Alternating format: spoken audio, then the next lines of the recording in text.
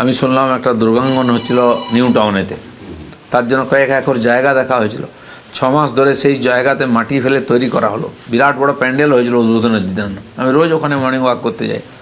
তারপরে যেদিন morning walk যেদিন উদ্বোধন হয়ে গেল, পরের দিন জিজ্ঞেস করলাম, ভাই এখানে তো হচ্ছে না, কী হলো? বল না, অন্য জায়গায় হচ্ছে মন্দির।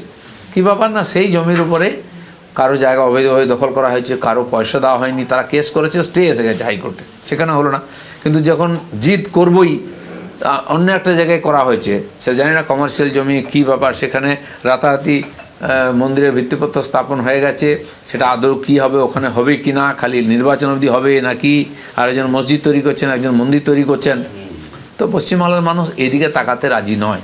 চাকরি নেই, ব্যবসা নেই, ইন্ডাস্ট্রি নেই, শিক্ষার অবস্থা খারাপ, স্বাস্থ্যের অবস্থা খারাপ, লোক সেই নিয়ে ব্যস্ত, তার জন্য অন্য রাজ্যে যেতে হচ্ছে।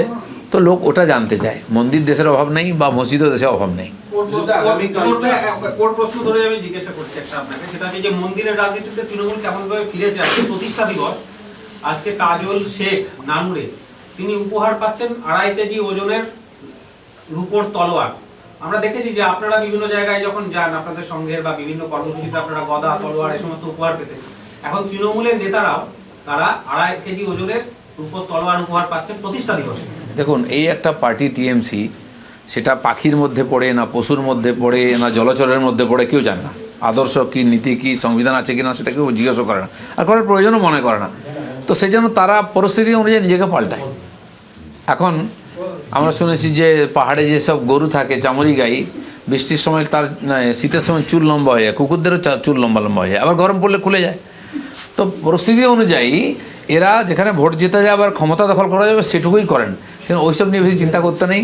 সোনার তলোয়ার, রূপোর তলোয়ার, এটা ওটা, মন্দির মসজিদ সবই সেট হয়ে যাবে ওই পার্টিতে, ওখানে অসম্ভব বলে কিছু না। পেছনে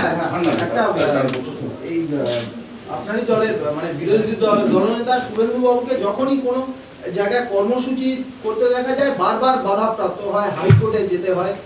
মানে আপনার বা বিশেষ করে বিরোধী দলনেতার এই সভাগুলোকে রাজ্য সরকার, পুলিশ প্রশাসন, স্পেসিফিক্যালি সরকার ভয় পাচ্ছে না, এটা তো প্রথম থেকেই আছে। বিজেপি যখন থেকে শক্তিশালী হয়েছে এবং সভা করেছে বড় বড়, আর আমাদের সভা তো লক্ষ লক্ষ সংখ্যায় হতো, তো তখন থেকে বাধা দেওয়ার চেষ্টা করেছে। কখনো কখনো আমরা কোর্টে যাই, কিন্তু আমি তো ঘোষণাই করেছিলাম যে আমরা কোর্টে যাব না, সভা করব, পারলে আটকাও, এবং করতাম। তো এখনও সেই পরিস্থিতি চলছে। টিএমসির কাছে অন্য কোনো রাস্তা নেই গায়ের জোর বা প্রশাসনিক বাধা দেওয়া ছাড়া। তো আমাদের নেতারা গেলে তারা তো ভয় পাই, সেখানে আটকাবার চেষ্টা করবেই। আগামীকাল থেকে অভিষেক বন্দ্যোপাধ্যায় আবার জিতবে বাংলা যাত্রা নিয়ে পথে নামছে এবং টানা 1 মাস তিনি এই কর্মসূচি নেবেন। ঠিক আছে, নির্বাচনে দেখুন প্রত্যেক দল তার নিজের মতো করে জনসম্পর্কের জন্য প্রোগ্রাম করে। আমাদের পার্টিও করেছে, আগামী দিনেও করবে। করে আসলে দেখতে চাইছেন যে সত্যি সত্যি মানুষ কীভাবে নেয় ওনাদেরকে। যাত্রা ফাত্রা তো আমাদের দেশে নতুন কিছু নয়। একজন যুবনেতা যাত্রা করে করে কংগ্রেসটাকে প্রায় মাটিচাপা দিয়ে দিয়েছেন। এ মাথা ও মাথা যাত্রা করলেন, যেখানে যাত্রা করার দরকার ছিল জম্মু কাশ্মীরে কখনো গেলেন না, বা যেখানে সমস্যায় গেলেন না। আর যেখানে ইলেকশন এক জায়গায়, যাত্রা করলেন আরেক জায়গায়। তার রেজাল্ট দেখেছেন আপনারা, মোটামুটি 98টা কত ইলেকশন হেরেছেন, রেকর্ডই করে ফেলেছেন। তো এখানে আরেকজন যুবনেতা করছেন যাত্রা, হয়তো উনি প্রথম করছেন জীবনে, উনি অভিজ্ঞতা সঞ্চয় করার জন্য যাচ্ছেন।